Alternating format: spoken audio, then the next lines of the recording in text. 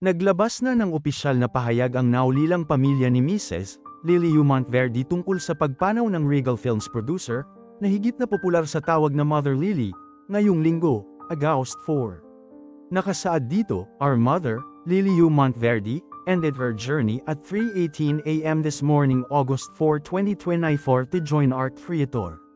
Throughout her years she has not only been a mother to her children but also the mother to so many generations of Filipino filmmakers, both creative and technical, to carve their names in our popular history. Yet behind this veneer of accomplishment, Mother Lily was not merely a matriarch and the face of Regal Films but a true mother to artists and workers who had the chance to know her beyond the confines of work.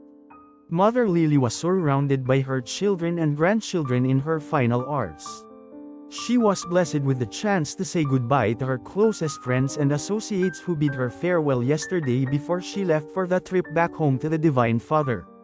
The family is at peace now that their mother has not only found rest but has joined their father Remy in that place called eternity, as they were together in life, as they will remain together where there is no space or time. The Monteverde family are requesting for your prayers and to cherish the memory of Mother Lily not only as a face of cinema but as a loving mother who she truly was, and will always be forever." Pumanaw ang mister ni Mother Lily na si Leonardo Monteverde noong July 29. Naulila nila ang kanilang mga anak na sina Winston, Shirida, Roselle, Dondon, at Goldwan.